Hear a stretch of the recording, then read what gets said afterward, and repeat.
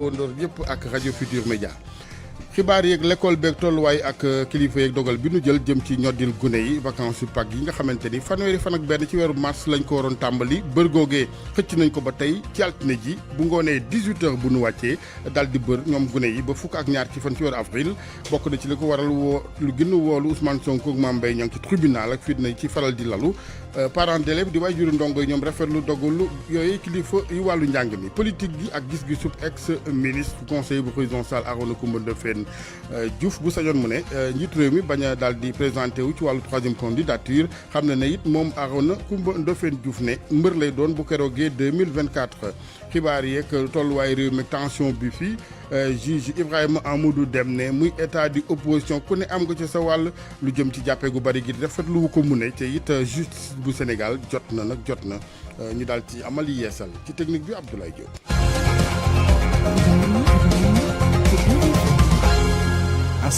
école bi la ñuy tàmbalee xibaar yeeg vacances su Pâques yu gune yi dañ ko daal di ñoddi ba tey jii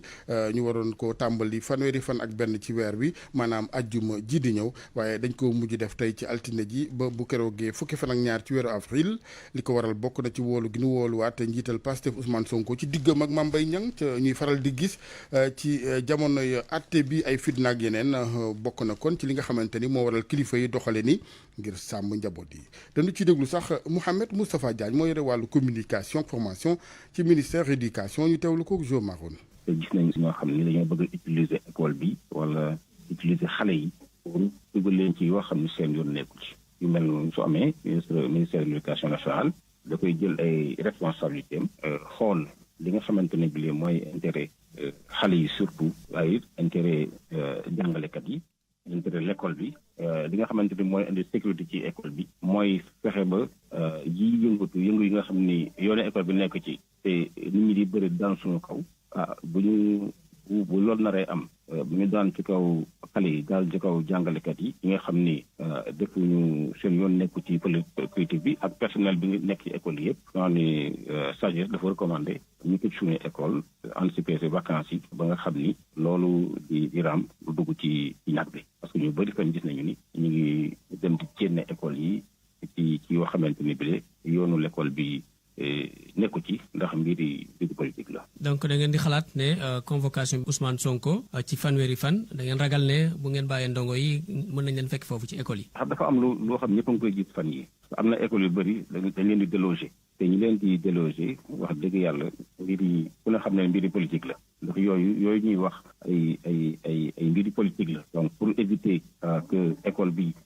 dëgg-dëgg gaañu ci xale yi gaañu ci wala jàngalekat yi nga xam ne ñoom seen yoon nekku ci gaañu ci wala personnel bi nekk ci biir école yi gaañu ci li gën daal mooy ñu anticiper vacances yi donc bu ko defee dëgg yàlla ñëpp école bi daal suñu école daal mucc ci coow loolu. dogal boobee nag association way juru ndongo yi Sénégal rafetlu nañu ko dañu ci déglu sax président ba Abdoulaye Fane. xam nga démb gis nañu ci ci réseaux sociaux yi mais comme ni ma koy faral di waxee rek ñun dañuy taaxirlu tey ba dal di am version officielle bi depuis démb ñu ñuy demandé suñu avis par rapport à ça comme déjà officialisé nañ ko mën nañ ci wax ñun ànd nañ ci parce que bu ngeen ko seetloo fan yi passé jàpp nañ ci paraît-il ay jàngalekat ba tey fi aussi ay ndongo waaye nag ñu leeral ne c'était pas dans le cadre de l'école du woon ci biir école bi ce qui veut dire que ñi nga xam ne ñi dañuy bëgg a grève dal di jiital loolu ñun ànd nañu ci espace scolaire bu ñu ko polluer bu ñu ko jël di ci dal di fii def seen wàllu politique yooyu li état bi def nag pour dal di toxal kii di vacances yi Pâques yi ànd nañ ci également parce que syndicat yi dañuy am lu leen autorisé ñoom ñu dal di def grève déposé woon nañ seen préavis de grève d'accord waaye également aussi état société bi moom moo ko jox ordre mu dal di fexe ba njàng meeg njàngale mi dal di jaar ci yoon maanaam quantum scolaire bi ñu dal koy préserver bu état bi amee xalaat dal di décaler de 2 ou 3 jours je crois que loolu aussi dañoo nekk seen rôle donc ñun wax dëgg yàlla ànd nañ ci te dina permettre au moins ayubés bi di ñëw bu ko defee quand même kenn duñu wax ne téye nañu jàngalekat wala téye nañu élève bu fekkee ne ay événement am na te ñaanuñu ko yàlla donc vraiment loolu lañ si doon wax te aussi di leeral ne lépp loo xam ne lii dafa ànd wàllu politique nañu bàyyi nañu préserver espace scolaire enseignant nag wala keneen muy chauffeur wala muy journaliste buy def ay activité politique am par ailleurs c'est une activité privée bu fekkee dafa reporté à l'espace scolaire il faut war a enfant. beneen secteur di wàllu justice ci Sénégal wàllu yoon ak ñi nga xamante ñoo fay liggéey fas yéene ñoom waa Union nationale des travailleurs de la justice delloo buum ca boy ga ci wàllu grève altine tey jile di wéy di ñaawlu ñu ne pataaraluk jëwriñ ji nu bootu ci seeni revendication di ay tawat ak jàmbat yi nu ko yeggee ñu fàttali ne jàmbat yooyu bokk na ca la ñu bëgg ñoom yooyu liggéeykat mooy ñu daal di kon jox ay ndàmpaay dëkkuwaay liggéeykat yi ak it reclassé administrateur de greffe yi maître Abdoulaye Mboup njiital Union travailleurs de la justice ñu teewlu ko Ibrahima Diamé. Cela fait 2 semaines ñu nekk en mouvement de grève mais jusqu'à présent l'autorité en tout cas le ministère de la justice amagul benn saafara boo xam ne jëm na ko ci naam jëm nañu le directeur des services judiciaires ak le directeur de cabinet du ministre ak le secrétaire général du ministre daje nañu ñun semaine ba le passé waaye nag ca ndaje boobu ñu def amul lenn loo xam ne de concret loo xam ne teg nañu ko suñu loxo. Donc ñun ñu jàpp ne nag c'est une façon vraiment de en fait de nous bluffer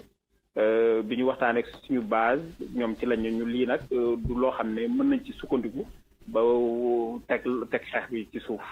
loolu moo tax ñu continuer suñu grève récemment aussi également amoon na ko comme quoi que loolu suñu secrétaire général moo ñu ko wax que ne ministre de la justice bëgg nañu gis waaye rendez-vous boobu ñu joxoon aussi respecté wu ko. bon ñu jàpp ne également loolu tamit xeetu manque de volonté la ñu continuer ci suñu xeex bi ñu nekk parce que faire fonctionner le secteur public de la justice loolu responsabilité ministre de la justice la su ko neexoon suba mu yem fi loolu day fekk rek mu woo ñu am lu mu teg suñu loxo loo xam ne vraiment mën nañ ci sukkandiku. pour man RFM mooy rajo bi gën a jege askan wi. RFM rajo bi jaamu seen soxla. wàllu politique ak fi nekkoon jamono ministre conseiller président Macky Sall Arona Coumba Ndoffène Diouf ak gis-gisam ci wàllu 3e candidature bu président Sallam déet bu sañoon mu ne du ni doxale maanaam tegaat ndëndëm ci weneen wàll it mu xamle moom Arona Coumba Ndoffène Diouf ne candidat lay doon ci élection palak njiitu réew 2024 ñu teewlu kook soxna Ndeye Mati Dieng. man ci li ma gëm mooy Macky Sall jeexal même su forcé affaire candidature basée sur le conseil constitutionnel la constitution etc. mais tous nos présidents suñu bindu constitution c'est intérêt la ñuy jiital ci constitution boobu te nee naa leen kilifa bu toll ni Macky Sall taxaw ci kanamu adduna bi yëpp ficelé naa mon mandat à 2 ans moo ñu taxoon a xeex Ablaye Wade xeex doomam xeex région moom mooy dellu si di def li nga xam ne moom la moo taxoon ñuy xeex Ablaye Wade donc man attaqué wu ma président Macky Sall ci affaire est-ce que mën na ko constitution bi may na ko faux débat le vrai débat mooy moom moo fi waxoon c'est fini c'est suffisant même su defoon un mandat ne man un mandat laa def foofu laa yem dellu si waat bëgg a def 2 mandats dañ ko ne suñu doom yi lu ñuy roy léegi kilifa la respecté li mu waxoon man nag muusu du ma ko jàkkaarloo moom mukk ba sëg en 2012 daf ma woowoon pour 2 mandats yi doon xeex Ablaye Wade xeex nañ ko ba noppi Ablaye Wade dem na ñu jël nguur gi ñu bëgg a dellu si waat ci li nga xam ne moom la ñu doon xeexee Ablaye Wade loolu man bokk réew mi day tàkkeek du tàkkeek instabilité réew mi yàlla moo ko yor te jàmm rek waaye nag ñun mun nañu parler jeunes li ñu defoon Ablaye Wade woon ko ne d'accord ñu ci te loolu commencé nañ ko woon ci communal yi municipal yi faites la lecture des résultats municipaux législatifs vous verrez le Benno Bokk Yaakaar étant sur libre te dara dootu ko yëkkati. Arona Coumba Ndoffène Diouf juge Ibrahima Amidou Dème moom ñaawlu jàppee gi jamono yi ñeel ay citoyen bokk ci opposition bu Sénégal du lu mu rafet lu benn yoon moom président bu parti Ensemble pour le travail l'intégrité et la citoyenneté joxoñ ci nag justice Sénégal ak na muy doxee moom gis na ni daal faw ñu daal ci amal ay yeesal boobee justice dig yoon ci réew mi ci weneen wàllu tension bi fii génnewu ci état beeg opposition bi yëpp ku ne am nga ci sa wàll mu ne mu ngi ko xam ne yooyu kàddu jamono yi mu doon def anniversaire ko génnam ci biir justice bi maanaam ak bàyyeem doon ñaawlu doxin wi Cheikh Anta Diop. Juge Amidou Dème jiite parti bi di éthique di Ensemble pour le travail l'intégrité et la citoyenneté jàkkaloo ak taskatu xibaar yi doon indi leeral ci lu tax mu taamu génn ci 25 ci weeru mars bi. juróomi at ci gannaaw ci laa teggi woon samay ndombol tànk ci justice ci biir magistrature lu ñu ko taxoon a def nag ñu bëri xam nañ ko mooy dañoo taxawoon ci justice bi nga xamante ni moomul boppam léegi nag situation boobu 5 ans plus tard dañoo gis ni amélioré wul mën nañu wax sax dëgg yàlla manque d'indépendance justice dafa gën a garaaw. Amidou Dème yokku si ne. loolu nag li mu indi mooy léegi justice bi dañ ko contesté dafa dem sax ba dañ koy naax saayal te su ngeen xoolee actualité judiciaire bi nga xamante ni moom la ñuy dund nii actuellement gis nañu ni am na benn usage excessif mooy lu ëpp dayoo par rapport ak ay topp yi ñu topp ay nit ak ay arrestation waxuñu ni nag ku def lu bon waruñu la topp. moom mii nekkoon ab juge ba démissionné woon nee na lenn rek la ñu war a def càmbaraat bu baax justice ni muy doxe indi yeneen i ponk. jàpp naa ni ci lii nga xamante ni moom mooy réforme yi ñu war a indi justice daf ci war a nekk priorité. lu jëm nag ci wàllu politique ci réew mi jamono yi ak yëngu-yëngu yi juge Dème lii la ci xalaat. fukki weer moo des ci élection yi nit ñi war a xool parti politique yi di jongante ci ay programme candidat yi ñëw di xalaat ku ne di wax man nan laa war a yoree réew mi léegi violence moo fi régner en maître. Hamidou Dème mi ngi sàkku nag ci ndaw ñu ànd ak dal jàmm ci réew mi ndaxte fu jàmm amul de am réew du mën a soqaliku.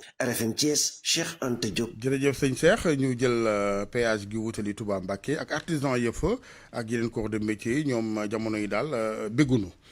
ñoom ñi nga xamante ni ñoo seq GIE Sénégal pour tous dañuy ñaaw lu ñu ne ñàkku wekk gu kilifa yi jëmee ci ñoom ak it wujjeegu métti gi nga xamante ni ñii di artisan yi yëngu ci wàllu mobilier bi ñu importé dañu koy daal di def jëmee ci ñoom bu ñu sañoon daal ñu ne ñu taxawal ab loi ci wàllu commande publique Pape Balla Gueye. ñu jàpp ne fulaaluñ leen boolewuñ leen ci dara rawatina ci programme xëyu ndaw yi lay artisan yi nga xam ne ñooy yeewoo ci diwaanu Touba jamono ji maire ba futt la ñu def coordonnateur GIE Sénégal pour tous Mame Cheikh Kane di ñaawlu ñàkk wekk gi nga xam ne moom la ñu def ndaw yi ci diwaanu Touba. bépp kayit boo xamante ne wax na su ngeen ko wutee am ñu wut ko ba pare mais déposé fi ñuy déposé fépp mais ba léegi amul benn suivi boo xam ne gis nañ ko fi te à chaque fois bu ñu toogee di seetaan télé yi wala ñuy déglu ci rajo yi dañuy mel na ñun beneen Sénégal la ñu dégg parce que suñu déggee ñu ne état Sénégal tey génne na 15 milliards wala génne na 10 milliards pour def ko ngir ndaw ñi mais mel na ndawi Sénégal kon tey booy xool dafa nekk ñaari xaaj ndaw bi nga xam ne moo nekk Kédougou wala bi nekk Touba daal wërta bokk même égalité ak ndaw bi nga xam ne moo nekk Dakar wala moo nekk feneen. kuréel gi nag dajale ay artisan moo xam menuisier ak yeneen ci ay corps métier ñi ci bokk nag ñoom ñëpp ñu ngi ñaawlu concurrence bi nga xamante ne jaarul yoon gannaaw ba nga xamante ne mobile yu bari biti réew lañ koy jëli jee. Macky Sall bi muy ñëw waxoon na ne importation boobu nee na woon 48% dina ko ci joxe mais taabali bureau de vote yi sax bu ñu wate fii da ngay gis ñu daaje ko feneen sëf ko ci ay camion di ko indi kon xam nga ne li ñuy defee ci biir mi ndegam moom la dul jox ñu dëkk ci dëkk bi rawatina kon commande publique. mu doon mbir moo xamante ne nag bu jara taxaw seetlu la Bassirou Gueye nekk responsable politique ci diwaanu Touba di dellu yi ñaax kilifa yi ngir ñu daal di taxaw temm saafara lu ni mel rawatina secteur artisanat bi nga xamante ne ndaw yu bari ci la ñuy yëngatu. ñu ñëw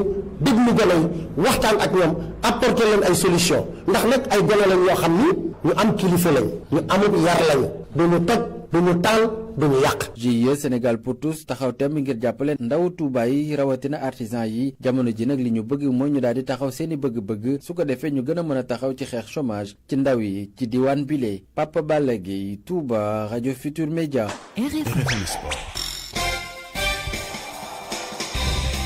sport gi Malal Junior Diagne maa ngi lay ziar Malal. maa ngi lay delloo ziar kon nga jógee ak sa neer deret. man de xam nga alaaji tubarkal aja bismillah jooju door ak football bi alaaji ak équipe bu yi nekk si Ligue 1 Sénégal démb jongante bi gënoon a fës doxoon diggante Casa Sport ak waa Génération Foot ca Ziguinchor la woon mu nekkoon fukk ak juróomeel bi journée dañoo tëwoo ñoom ñaar ñoo ku ci nekk am nga benn ci sa kangi morom Ansou Diadiou mooy kii tàggat waa Casa Sport yi nii xale mi dinañ seen kim kattan wante gone Génération Foot yi itam dañoo indi ay fiem yu bees. ñu ngi am ay regret ci position bi ak ci ñaari point ñun bàyyi mu jàll parce que ñun ñoo ko woon fii début saison que à domicile carton plein la ñuy def match bu nekk il faut ñu gagner mais malheureusement ñu ngi nii jàll suñu deuxième match nul bu ñu def à domicile li nga xam ne du lañ doon xaar mais tamit lu ñu mën a wax rek mooy tey am nañ adversaire bi nga xam ne xamoon nañu bu ñëwee daf ñuy xaar pour mu fu ñuy def erreur mu nax ñu dugal bi boo seetlee match bi noonu la demee jot nañ am ay erreur yi nga xam ne ñu def mais après rectifier nañu ba tax na tey lu ñuy mën a wax rek mooy xale yi gàcce ngaaram parce que jël nañ jot bi ñu yeewu égaliser ba pare dominer match yi ba mu jeex donc am naa yaakaar ni bu ñu continuer ci lii dinañ ci mën a am dara mais luy gën a tax ba mënuñu am rythme parce que dañu toog presque un mois joué wuñu ay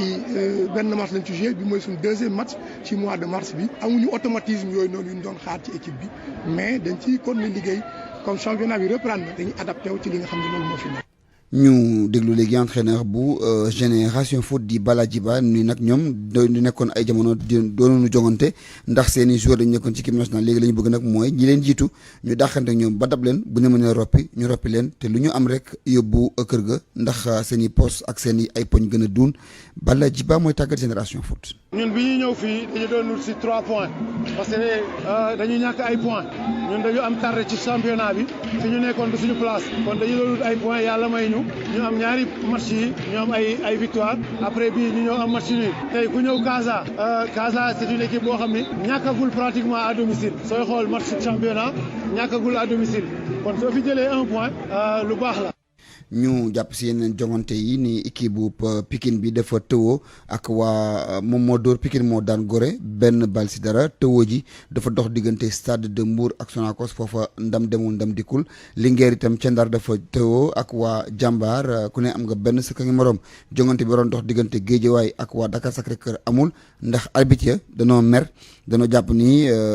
bu nuy dem ci yenn terrain yi dañ leen fay indil ay jafe-jafe di leen bundu xataal moo tax ba seen njiit bi lankoon ni arbitre du ñu dem ba tax match boobu la kenn mujj ko jongante ci dimanche ji si wàllu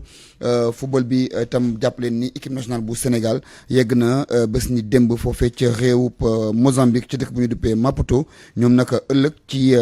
ñeenti waxtu la ñuy fas yéene amal seen jongante ak équipe bu Mozambique boobu la mu bokk si ñeenteel bi journée bi ñu natt ñi war a dem ci Coupe d'Afrique bu war a xewee ca Côte d'Ivoire ne gën ni atu dëwën Sénégal nag moo jiitu si poulam ndax dafa am ñetti jongante am ca ñetti ci ndam bu daal leen dóoree foofu sax mbaam am benn poñ daal di kon amal qualification loolu nag ñeenti waxtu la ëllëg itam ci juróom benni waxtu équipe nationale U23 bi mooy olympique yi daan amal seen match retour seen diggante ak ñi di waa Mali ca Bamako jongante boobu tam Sénégal moo dóoroon fii ci Ndakaaru ñetti bal si benn foofu nag foog ñu dem seetali liggéey bi duma leen mbaa ñu am benn poñ ngir mën a daal di rek qualifié ci Coupe d'Afrique bi war a xewee ca Maroc bu ñu jagleel ko U23 ya macha allah seeni taxawaay ñu leen di ñaanal it ay ndam foofu donte dañuy jouer ca seeni dëkk. waaw xam naa ni jongante yi nag moom bu nekk bu gone yi U23 yi boobu mooy gën a métti. ndax dañoo dóor Mali ñetti bal si benn. te Mali xam nañu ñaari bu fa Sénégal demee. ay jongante yu xaw a xat lay doon ci ñoom. du ñu may dara. waaye xale yi nee nañu seen i mbagg dëgër na te dinañu lu mu leen teg. te jiitu nañu leen quand même. waaw 3-1 quand même c'est pas rien. waaw ñett léegi xanaa ñu def ñu bétonné rek ngeen ko tuddee bloc bas la xaw ma. laaj li ma jàmm la. xam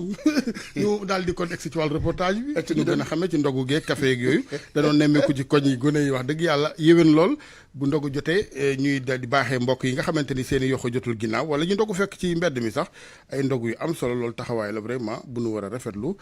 ci wàllu solidarité reportage yu Salamata Ousmane Diallo. ay xaleel mag ak ndaw ñoom ñoo daal di ñëw wër ak lu café gi daal di nekkee fii ci quartier Chavanel kenn ku ci nekk ci ñoom di ñëw di wut si goûter wala café ngir daal di mën a am lu ñu ndogoo Abi Diop ngir daal di rafetlu li nga xamante ni si nii ndawu quartier bi ñu ngi koy daal di amal. dama gis ni que baax na parce que am na ni nga xamante ne amuñu moyen. lu toll ci ay at yu bëri ñu ngi koy daal di def di jox ndogu ñi nga xamante ni si nii ñoom ñoo ko daal di yittewoo Laxat Ngom ñu fekk ko ci diggante ñaari mbana benn bi am café beneen bi daal di am kinkiliba mu ngi téye ci loxo bi benn potu ndaal boo xam ni moom lay daal di séddalee. buñ ko commencé def da yàgg na woon suñuy mag ñoo ko doon def jublu si am ci yàlla rek parce que am na si ñoo xamante ni tey amaana seen i ndogu du matee noonu comme ni ñu bëggee mu matee ko tey ñun li rek lañ mën a def pour jàppale leen. lu ko soriwul dara beneen groupe ndaw xale yu góor daal di toog di wër benn mbana café fii nag sikar yi moom moo ñu fi daal di teeru. El Hadj Gueye mu ngi daal di yor leket bu am weccet di sax ma jàll mu ngi daal di wax li ñuy faral di séddale comme ndogu. jaamu yàlla rek xam nga social xam nga tey jii am na ñoo xam ne dañuy nekk si oto yi ñu am temps ndogu seen kër nii lañ mën a rombee ñi gars yi mën nañ jox kaas café jox leen ndogu dinañ defar ay thon wala mburu beurre wala mburu soxla ak kaas café ay tuté ak ndox. séddale ndogu ci mbedd yi ak yenn ci ay njaboot yi nga xamante ni si dañ ko daal di yittewoo dafa daal di nekk ak acte social boo xamante ni si ni quartier yu bari léegi dañ koy daal di amal ndaw yi koy daal di teg ñoom daal di wax ni li ñu mel danga koy daal di def ak mbégte te lañ ciy xaar rek mooy fay ak suñu boroom. Salamata Ousmane Diallo Pikine ngir rajo Futurs Médias. Salamata Ousmane ñu koy jaajëfal di leen leeral ni di rep weeru koor gi yëpp wàllu reportage ci wàllu koor gi mooy daal di wuutu seen chronique culture ñu may rek xam naa ñoom Anna Rocha ak Soxna Fama ñu dallu ba fi léegi njeextal weer wi incha allah. CCPS, comptoir commercial de plomberie du Sénégal, Malaysia UMO, Soumari.com ak Savon de Marseille Alfi ñoo leen ni may li ci yéenekaay yi. yéenekaay yeeg Mamadou Mouhamed Ndiaye. jërë ngeen jëf alkaati yi réew mi jaar nañoo simil sàppo ubbi l'observateur mi ngi ñuy wax lu garaaw a garaaw lu naroon a xew ci réew mi te waa sûreté urbaine gàntal ko ginnaaw force spéciale yi ñu fi doon wax l'observateur nee nañu am na ñeneen ñu génnaat tuddee seen bopp commando de Pastef l'observateur nañu yéenekaay bi di enquête moo joxe woon xibaar bi keroog di wax ne commissaire Bara Sankaré ak i gaayam di waa sûreté urbaine teg nañu loxo ay nit yu tuddee seen bopp commando de Pastef l'observateur nañu bi ñu gëstoo ci la ñu xamee ne groupe commando bi ministre intérieur doon wax bi ñu génne ci manifestation yi fi woon weeru mars 2021 ñi waa sûreté urbaine jàpp ñoom la ministre de l'intérieur doon wax yéenekaay bi nañu yàgg nañu leen a topp benn waay la bu ñu naan M Kabade beneen waay bu tudd F Mané ñu gën koo xam ci ñancoo ak keneen ku ñu naan S Sagna ab attentat la ñu doon waajal ci réew mi jublu woon ci faagagal ay kilifa yu nekk ci réew mi bokk ci ñoom doyen des juges Omar Maham Diallo ak procureur de la République Abdou Karim Diop ki ñu naan Kaba moo jiite woon yëf yi nee nañu benn waay la bu miin ay fetal ak i bomb ci États-Unis fa la ko jànge keneen ki di F Mané ñu naan ko ñancoo l'observateur nee nañu enquête bu waa sûreté urbaine bi feeñal na ne ab ancien commando la ka ca des di S Sagna moom ab gendarme la woon am na ci beneen waay bu ñu naan Mamadou moom ci FIP MFDC yi ca la bokkoon fi waa sûreté urbaine jaar ba jàpp leen ak bi ñu leen jàppee kenn ku ci nekk ci ñoom na mu feeñalee moromam yéenekaay bi di l'observateur mi ngi ñu koy wax ba dañuy wax it ne ñaancoo ba ko waa police di jàpp ñoo ngi ko fekk mu dajale ay cocktail molotov yaboon ko ci benn woto bëggoon ko rawali ji Mbuur làqi ko fa ñi ko jàpp di waa sûreté urbaine Source A mi ngi ñuy xamal ne convoqué waat nañu tey ji borom suma assistance docteur Babacar Niang ginnaaw bi ñu ko bàyyee keroog samedi mu dellu ñangeen Source A mi ngi ñuy wax ne moom docteur Babacar Niang bu moytuwul ay mbiram déferment dina ci am yoon di justice bi wooluwaat Mame Mbaye Niang ak Ousmane Sonko alxames jii di ñëw fanweeri fan ci weeru mars Tribune gis na ne bii pam ab jàmmarlo mënut a ñàkk ci seen diggante face à face inévitable diggante Mame Mbaye Niang ak Ousmane Sonko le mandat nañu ñoo ngi jëm ci semaine bu nar a tàng tetar ci Ndakaaru ndax ci manifestation yu bari yi ñu fay nas Sud Quotidien ne ko ñoo ngi jëm ci semaine boo xam ne kenn tane wula ci lan moo nar a xew ci réew mi Ousmane Sonko ak Mame Mbaye Niang yoon wooluwaat na leen ba war leen a àtte ci audience spéciale ci jamono jooju waaye Yewwi Askan Wi nee nañu dañuy amal ay série de manifestation ci réew mi borom parti réew mi di Idrissa Seck moom it woon na journaliste yi tey ji ci ab déclaration bu mu war a def Vox Populi di laaj moom Idrissa Seck ndax du sànni tàccu bi ko dese moom la bëgg a sànni tey ji lii ko ñu ne ko baa boog mu bëgg fee doxee tuur poñ si mburoog sow maanaam ab àndam ak Macky Sall mu jaare fi yamale ko fi ñu xëy yam ci xët mu njëkku la Sénégal gis ko fa moom Macky Sall ci biiri militangam yéenekaay bi nañu keroog samedi la woon ci am ndaje mu secrétariat exécutif national APR doon def mu àndoon ko waa këram yi fa la sàkkoo ci waa këram yi def seen kémtalay kàttan ngir défendre république bi fa la tànn it Farba Ngom dénk ko lépp lu jëm ci organisation ak mobilisation ci biir APR sursoi nañu fukkeet ak benn yi mu def ci bopp réewum Sénégal loolee la doon màggal moo ki gaayam waaye ci ay dànkaafu ay nappaate ki xupaate jëm ci waaye Yewwi Askan Wi ak seeni manifestation loolee la ñu gënoon a gis ca xew-xew ba bésub keroog bés bi le jour bind ne manifestation yi Yewwi Askan Wi procès bu Ousmane Sonko ak Mame Mbaye Niang Macky Sall wàllis la ci géew bi lise ko nañu boole ceekit di dànkaafu képp ku bëgg a turbale dëkk bi Direct News xëy ak ñun ci ay nit yoo xam ne li leen ñëpp xamee woon moo di défendre Macky Sall te jamono ji kenn déggu leen fenn yéenekaay bi nañu Abou Abel Thiam la Alioune Fall Souleymane Jules Diop El Hadji Amidou Kassé Benoît Sambou Abdoulaye Diouf Sarr Abdou Latif Coulibaly ak Yakham Mbaye Thiam Mbaye néew yuñ doon sulli ci armée di Kolda yi Libération mi ngi ñuy xamal ñi ko doon def ak li tax ñu ko doon def yëral xët mu njëkk yéenekaay bi enquête ba ñu ca def wane na ne diggante fukki fan ak juróom-benn ba fukki fan ak juróom-ñeent ci weeru mars sulli nañu ci armée di Kolda yi ñetti néew benn waay bu ñu naan Amadou Diagne moo demoon ci beneen waay bu tudd Salif Balde ngir mu jàngal ko magie noire yéenekaay bi nañu dem ci armée sulli fa ay néew yu bees dafa bokkoon ca njàngale ma. CCPS comptoir commercial de plomberie du Sénégal Malaysia UMO Soumari.com ak savon de Marseille Alfi ñoo leen doon may li ci yéenekaay yi.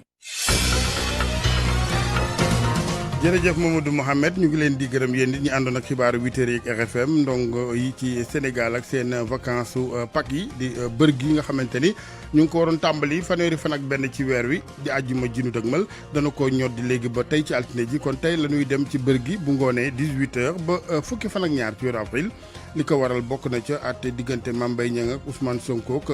woote ci kanamu tribunal yu ni mel yi faral di ànd ak fitna moo waral kilifa yi jël seeni responsabilité parents d'élèves di ndongo yi nga xamante di waajuru ndongo yi rafetlu bu baax dogal boobee jëm ci téye gune yi ba keroog 12 avril wàllu politique Arona Coumba Ndoffène Diouf nekkoon jamono ministre conseil président Macky Sall lu jëm ci wàllu troisième candidature àndu ca bu sañoon mu ne président Sall tegaat yëpp yi ci suuf moom ci boppam nag ex ministre conseiller ne candidat lay doon bu keroogee 2024 état opposition bi ku ca ne am sa wàll ci réew mi fa mu toll jamono yi tension bu métti dënn yu xat yi loolee ki ne gisee mooy Ibrahima Hamidou Dème ci weneen wàll it rafetluwul jàppee gi jamono yi mu gis ne bari na te justice bi faaw ñu daal di ko xoolaat defaraat ci gis-gisu moom juge Dème mu ngi ko xamme jamono duñu doon amalam ndaje doon ci fàttaliku rek bis bi nga xamante ni génnoon na ci justice bu Sénégal justement pour ñaawlu mu ne